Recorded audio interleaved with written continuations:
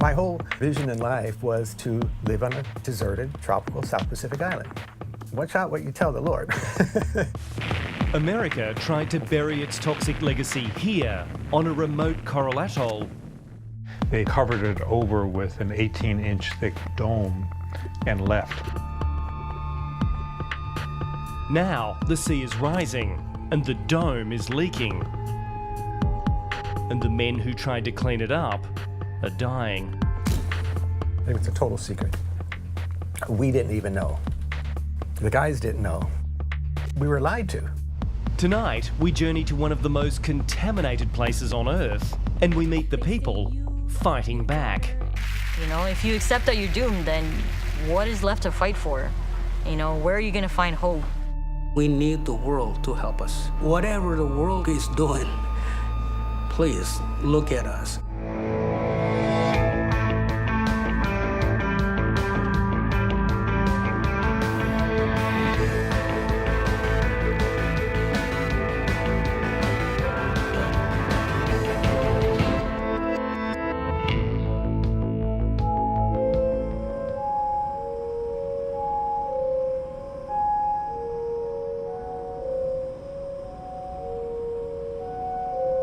We're halfway between Australia and Hawaii, in the middle of a seemingly endless Pacific Ocean. Below us, chains of mostly uninhabited islands that together form the nation of the Marshall Islands. Well, we've just passed Bikini Atoll, known around the world for 23 atomic tests during the 1940s and 50s. But where we're going is much more remote, a place where nearly twice as many tests were carried out, some the biggest in human history. Spread over 2 million square kilometres of the Central Pacific, the Marshall Islands is a scattering of more than 1,000 islands and islets. Few people have heard of Eniwetok, but it's the ground zero of US nuclear testing in the Pacific. The welcome sign hints at what we've come to see, but when you know what it really is, few would want to visit this place.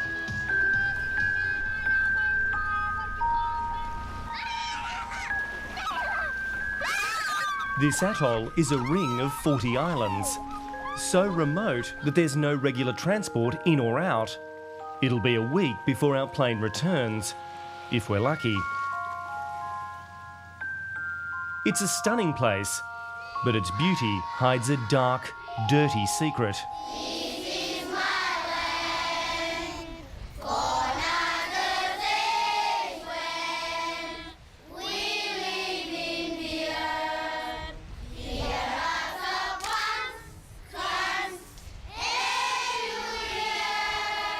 This is a place whose atomic past is seared into its present.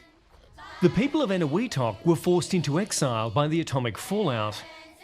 Allowed to return after 3 decades, a new generation is learning about the traditions and customs of this place. They have also been taught about America's toxic legacy and how it lies under a giant dome.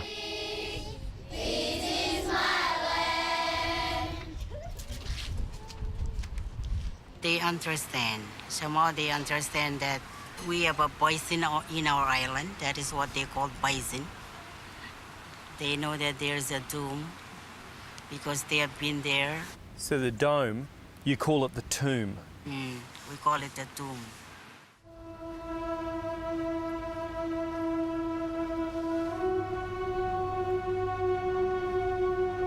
We set out the next morning to see for ourselves. To do that, we need guides who know how to navigate the reefs and the World War II wrecks that lie in Eniwetok shallows.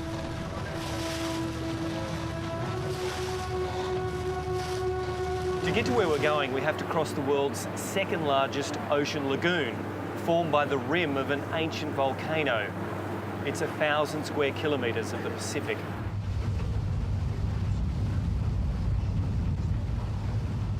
After nearly 2 hours, we approach one of Eniwetok Atoll's 40 islands, a tiny, scrubby rise called Runit.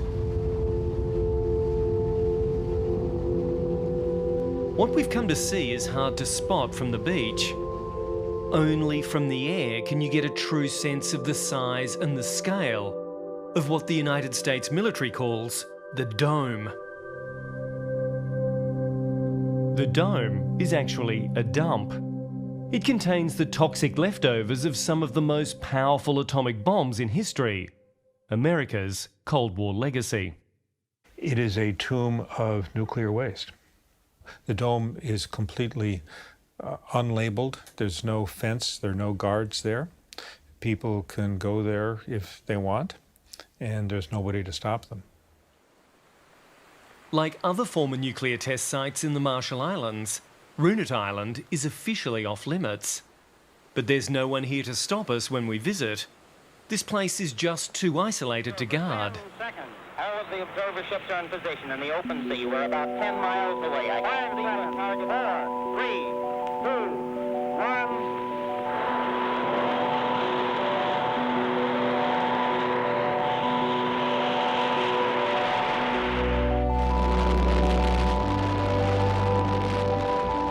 From 1946 to 1958, the United States detonated dozens of atomic bombs in the Marshall Islands.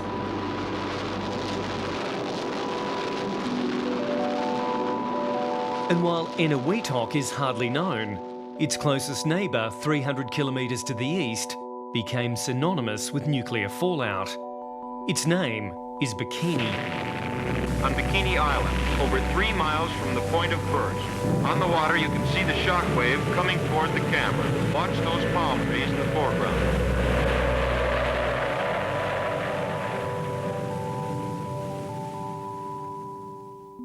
I'm from Bikini Atoll.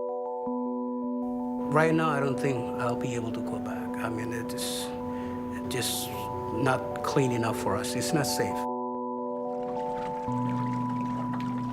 One of the country's last traditional navigators, Alson Kellen, is adrift, living in exile because he's not allowed to return home to Bikini. Ahead of the atomic testing there in the 1940s, the United States told Alson Kellen's family and the 167 people of his atoll that they had a duty to the world to leave their islands. It was a moment filmed by the military's PR unit. Scene 26, take 2. All right now, James, will you tell them that the United States government now wants to turn this great destructive force into something good for mankind, and that this experiments here at Bikini are the first step in that direction. It's already good, and they're willing to go, and everything is God's hand.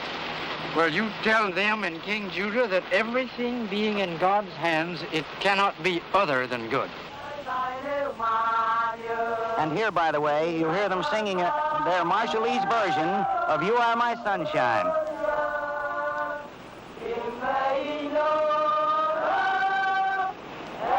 The Islanders are a nomadic group and are well pleased that the Yanks are going to add a little variety to their lives. Alson Kellen's 93-year-old aunt was one of those who was put on a boat and taken off her island. 7 decades later, the pain of forced exile has not eased. Every day she says, when are we going back? And I keep saying, one day. I don't know when, but one day.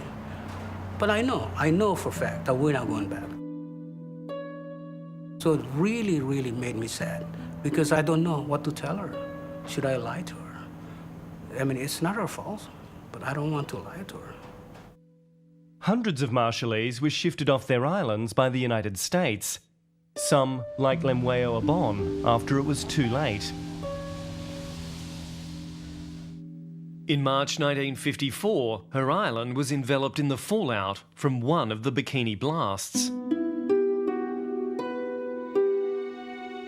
Codenamed Castle Bravo, it was the biggest nuclear test ever carried out by the United States, 1,000 times more powerful than the Hiroshima bomb. The earth shook. Yeah, when we saw the bright light in the loud sound, Most of us were very afraid. We were afraid. And we just sit down and see what will happen next.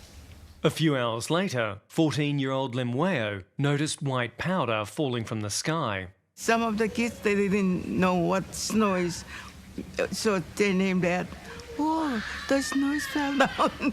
This is the first time we just saw this, yeah. The snow was highly radioactive fallout from the Castle Bravo bomb. It took days for the Americans to evacuate them. The survivors remain nuclear refugees to this day. The meteorologists had predicted a wind condition which should have carried the fallout to the north of the group of small atolls lying to the east of Bikini. The wind failed to follow the predictions, but shifted south of that line, and the little islands of Rongelap, Rongerik, and Uterik were in the edge of the path of the fallout. The medical staff on Kwajalein have advised us that they anticipate no illness, barring, of course, diseases which may be hereafter contracted. Jack Niedenthal washed up here in the Marshall Islands capital Majuro more than 30 years ago and never left.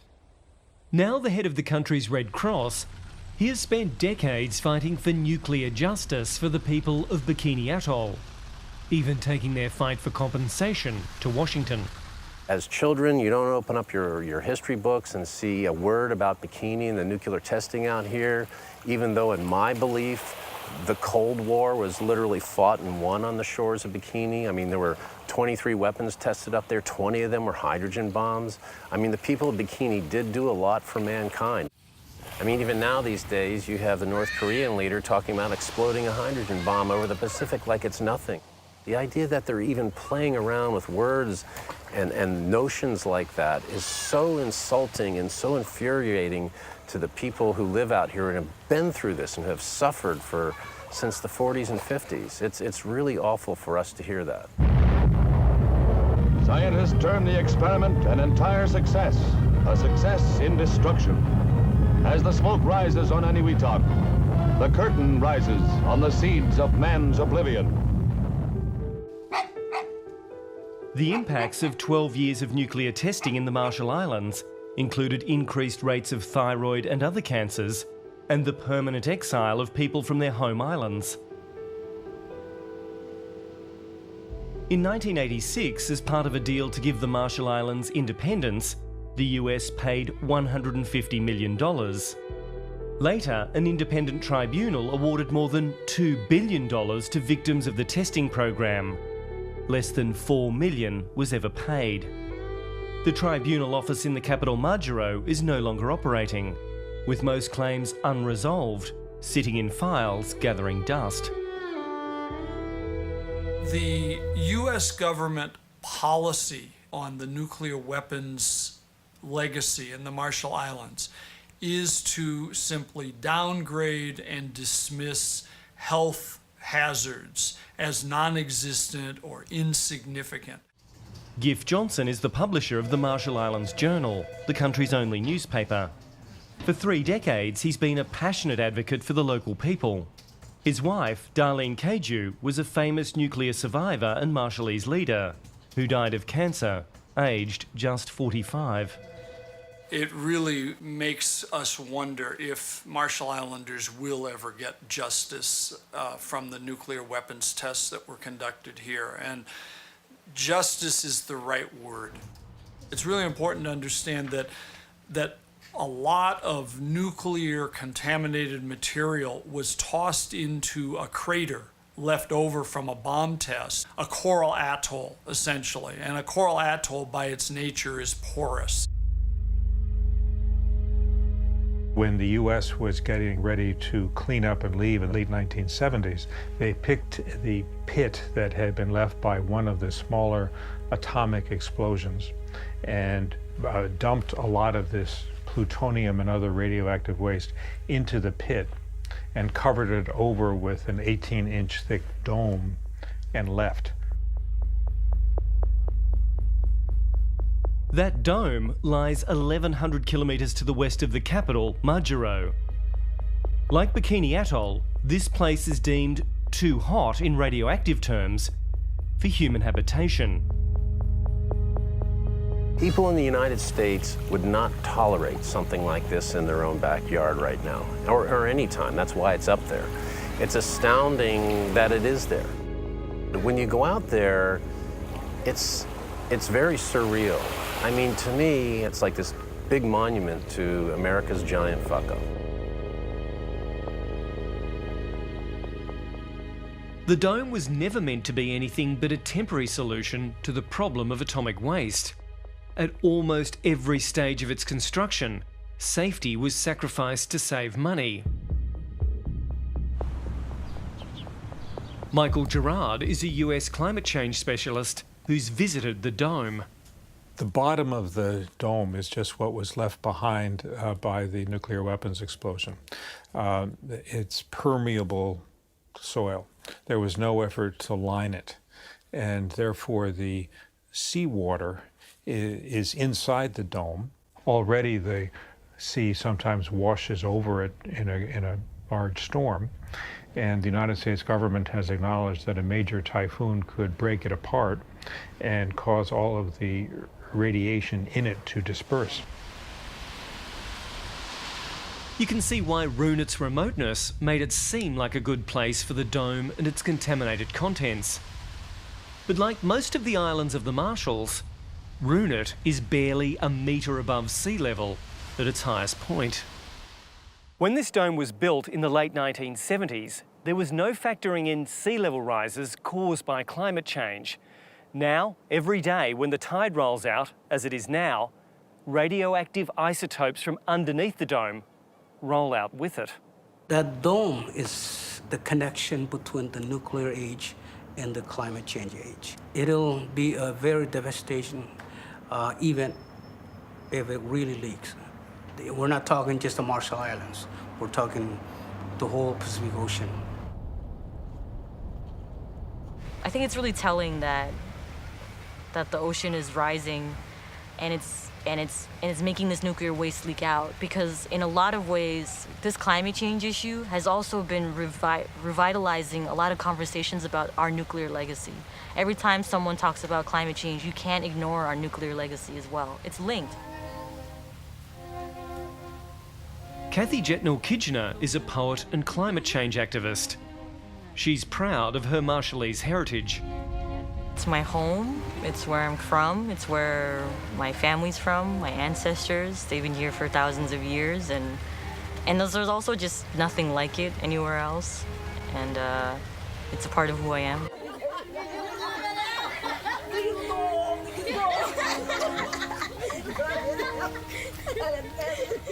A rising leader of her nation, Kathy Jetnall-Kijiner was invited to the 2014 United Nations Climate Change Summit in New York to speak about how the Marshall Islands is on the front line in the battle against rising sea levels.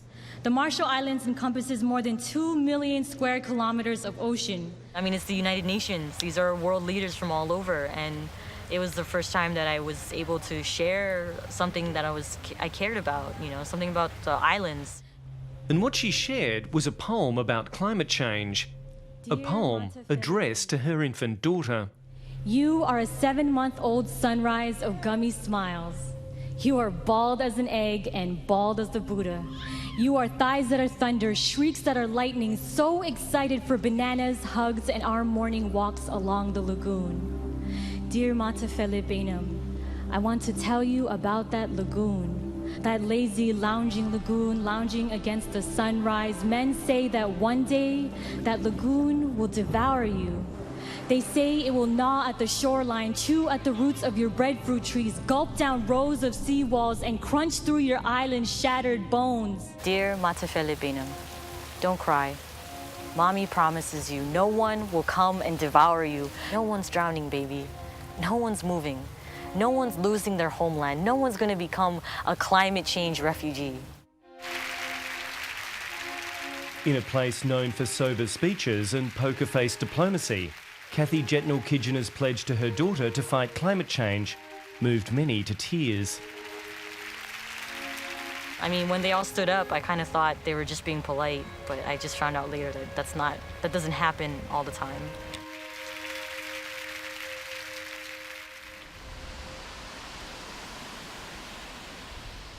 Some estimates put the sea level rise here in excess of 60 centimetres by the end of this century.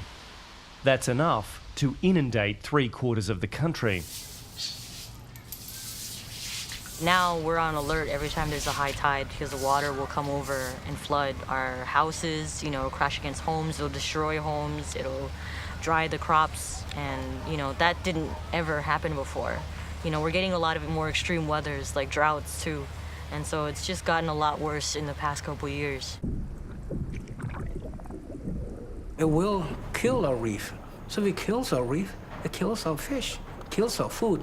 And Marshall has a very, very limited land. So there's really nothing for us to survive on. So I would say that very, very short time. I cannot give you the year, but we will gradually probably start moving out soon. So the clock is ticking before you have to relocate? It is ticking. I drive my grandson to school every day. He's 8 years old, and we talk about this stuff. Why do you think the climate's changing? Why do you think things are so different now? The ice? Yeah, the ice is melting, and that's causing the seas to rise, and the Marshall Islands are very low. Jack Niedenthal argues that rising seas are a bigger threat to his island home and to his grandson's future than atomic bombs ever were. I'm telling him, your life is going to be really hard, a lot harder than my life was. And the place that you love is going to be slowly disappearing, and it's going to be up to people of your generation to fight back on this. And he gets that. Everywhere is the coast because there's some parts of the island that are so thin that there's ocean on either side of you. We're just surrounded by ocean, and I don't think the ocean has ever looked as big to me until I came back home after living out in the States. Yeah. In recent years, late winter king tides have swept over some islands, choking crops with salt and even wrecking homes. The flooding could contaminate the country's shallow freshwater aquifers, and sewage-filled tides threaten outbreaks of fever and dysentery. And according to the locals, it's becoming much more frequent. We would go years in between seeing big inundation incidents. And since about 2008, it's increased with regularity to the point where, we'll have 6, 8 of these in a year. Not even the dead have been spared. Here, graves have been smashed and washed out to sea. In 2014, a state of emergency was declared when 5-metre swells smashed over the shoreline. The US Geological Survey warns that many Pacific atolls, like those in the Marshall Islands, will be uninhabitable within decades.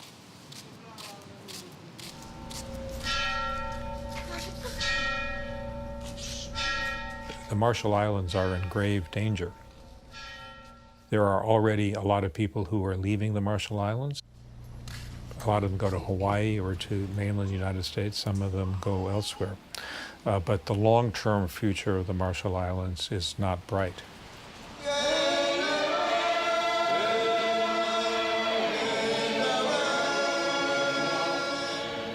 I would say that our country is sinking. Our country is the front line. So we're facing the devastating effect of climate change, and we need the world to help us. People of Bikini got relocated from their atolls because of nuclear. Today, we're about to get relocated, not from our island, but from our country. So whatever the world is doing, please look at us. For many Marshallese, the dome on Runut Island remains a potent symbol of the threat of climate change. It may be made from half-metre thick concrete panels, but as we've seen elsewhere, the ocean is likely to win out over concrete every time. The radiation levels of the people of Enewetak are supposed to be monitored here in this space-aged US-built lab on the main island. But when we visit, the machine for assessing radioactive exposure isn't working.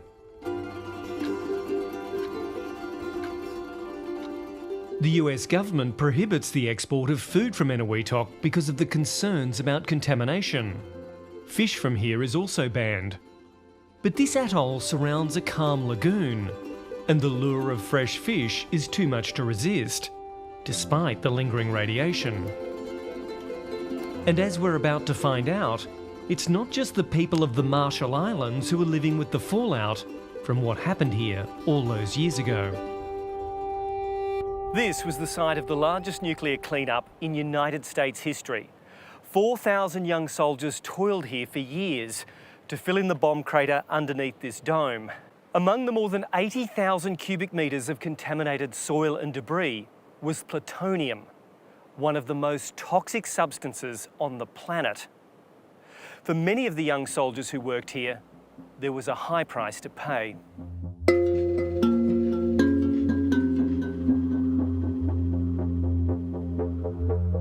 Those young men are now in their 50s and 60s, and few in the United States know their story.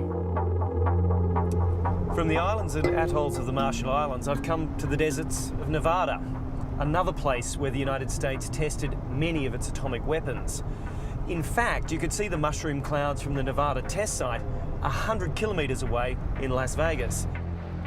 And that's where I'm headed today, to meet one of Eniwetak's atomic cleanup veterans.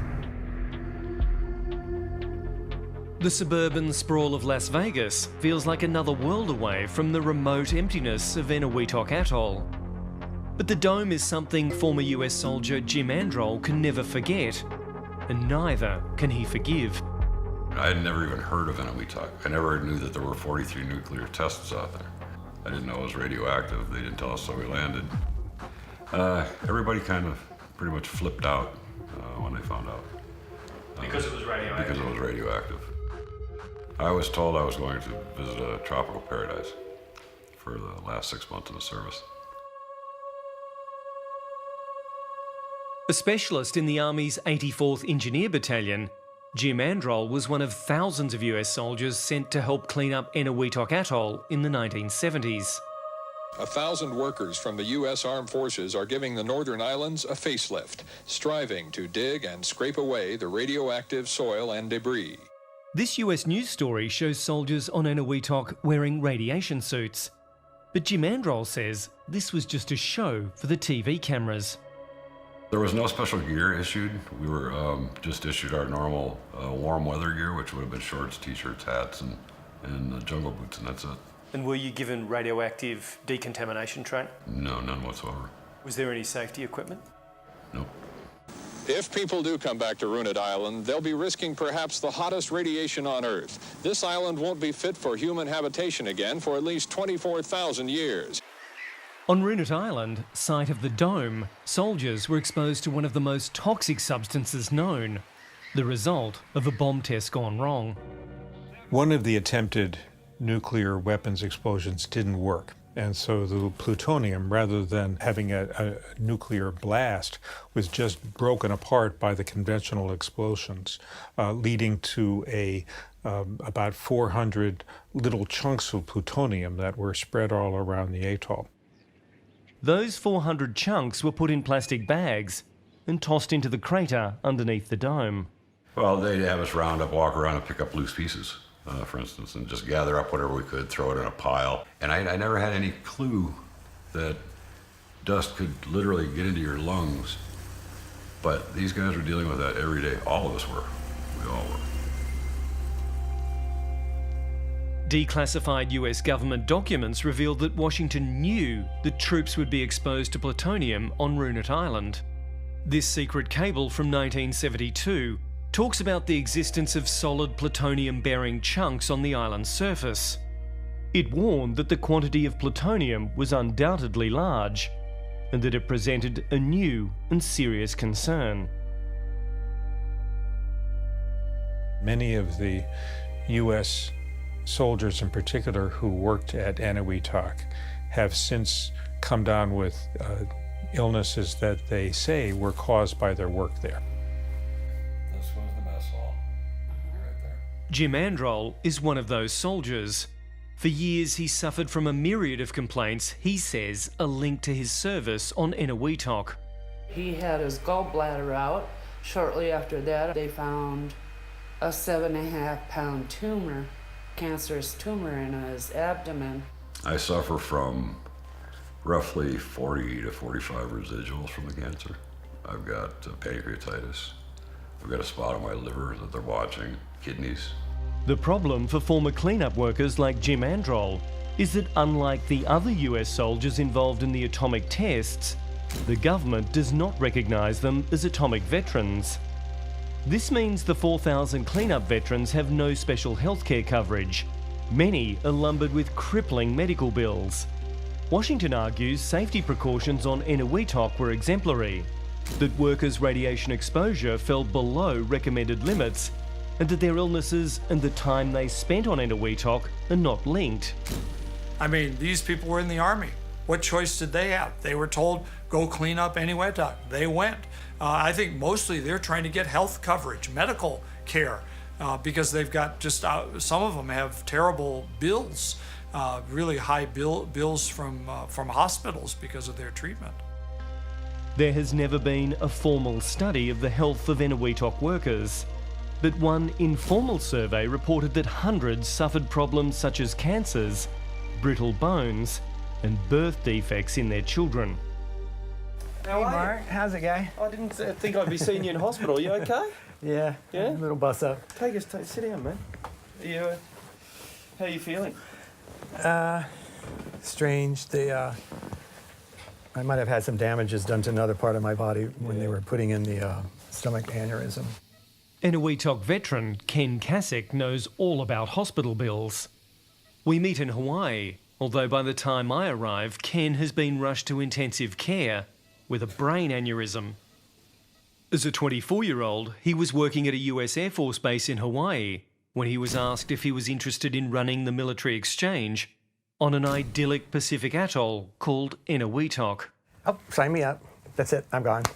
My whole vision in life was to live on a deserted, tropical South Pacific island. Watch out what you tell the Lord. It came through. This would be no posting to paradise. Not long after arriving on Eniwetok, Ken Kasich realised he was living and working in the middle of a massive nuclear cleanup, one centred on the dome on Runit Island. It was a very dirty operation, and the same vehicles that transported this filthy, horrible atomic waste to Runit, the boys are on these boats. You can see the crap going on their faces and on their bodies. You know, you cannot get away from it. Like Jim Androl, Ken Kasich says he was never given any safety gear or training. He says the thousands of young men sent into the cleanup had no idea of what they were exposed to. It's a total secret. We didn't even know. The guys didn't know. None of those guys would be in an area that's so contaminated if they knew about it. We were lied to. And our boys worked 6-month tours on a dirty island, and the government says you were never there. Ken Kasich has undergone nearly 40 surgeries for cancerous lesions, which he blames on his time on Eniwetok. But he and Jim Androl count themselves lucky, saying many of their comrades died young and in terrible pain. The radiation is killing everybody. God, there's been so many. We just lost one 2 weeks ago. We lost one about 6 months before that. They told me I'd be dead by now. Kenny's supposed to have been dead by now. Jim Androl's wife Bev is now helping the Eniwetok veterans battle for justice, both in the corridors of Washington and on social media. Most of these men we have never met in our lives, but they're like our brothers. We love these guys. And, you know, they're dying before they're 60. It's ridiculous. There's nobody trained in the atomic waste. There's people trained in the actual making of the bombs, testing the bombs and all like that, but not picking it up. You cannot get rid of this. The island should just be destroyed.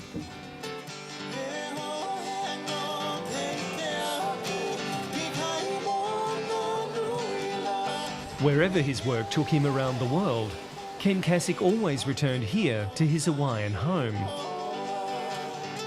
These days, restricted to a hospital bed, he rarely gets to enjoy its beauty and lifestyle.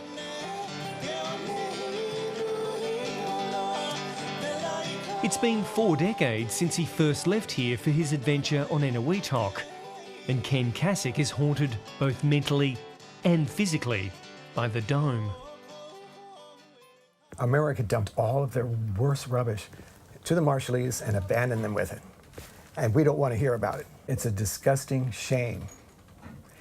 And it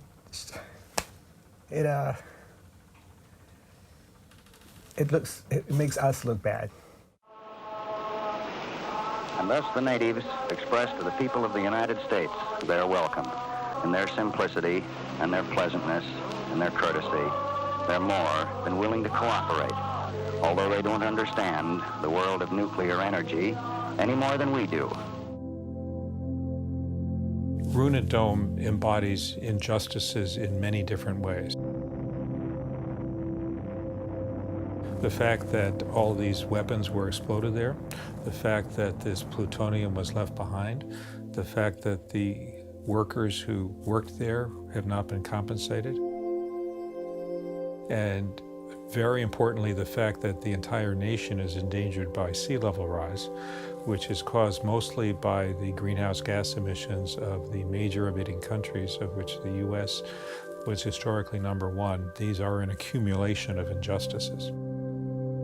The last couple of years when people would come and they wanted to talk about the nuclear legacy, I said, the nuclear legacy is not as devastating and is almost not as important as climate change. Because if I'm a Marshall Islander and I have an island that has radiation on it and has the hope of someday being mitigated or rehabilitated, if I have a choice between that island and one that's underwater forever, I'll take the radioactive island every time because there's still hope in that. Once these islands go underwater, they aren't coming back. The Marshall Islands may be damned either way, because Michael Gerard says even if the dome is smashed apart in a Pacific storm, it may make little difference to the environment outside. I'm persuaded that the radiation outside the dome is as bad as the radiation inside the dome. And therefore, it is a tragic irony that the U.S. government may be right, that if this material were to be released, that the already bad state of the environment around there wouldn't get that much worse.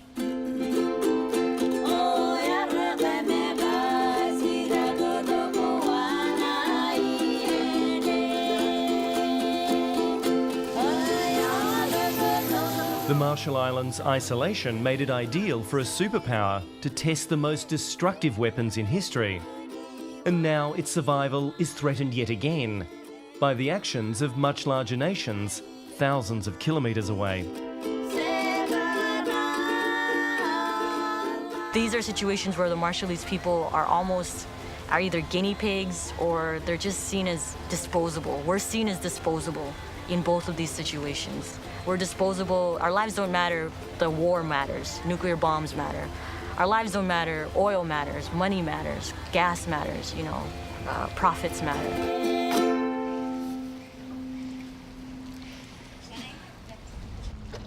Kathy Jetnil-Kijiner is determined that her child will not become a climate change refugee. I don't think we're doomed. And I also can't accept that. If you accept that you're doomed, then what is left to fight for? Where are you going to find hope? A lot of people describe our islands as drowning, but we like to say that, we're fighting. We're not just drowning. There are thousands out on the street, marching hand in hand, chanting for change now, and they're marching for you, baby. They're marching for us. Because we deserve to do more than just survive. We deserve to thrive. Dear Matefele Benum, your eyes heavy with drowsy weight, so just close those eyes and sleep in peace, because we won't let you down.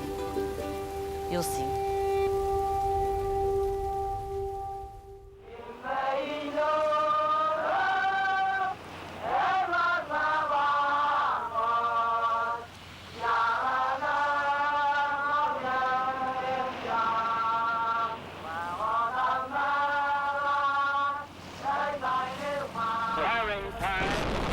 St.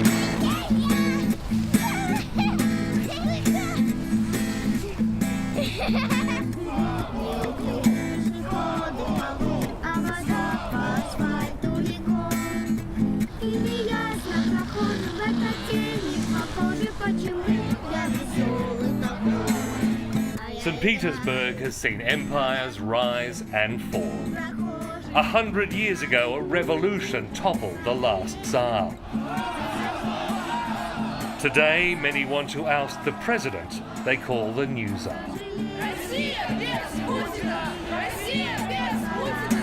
They're an army of young activists desperate to bring in a new age. They're putting their faith in a charismatic but controversial challenger. Не интересует, что думает правительство, потому что я иду на эти выборы для того, чтобы сменить правительство.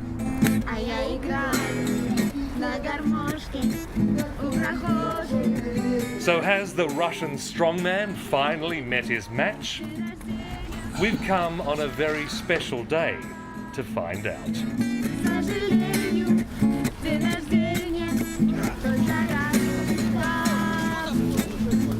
I love St. Petersburg. Thank you.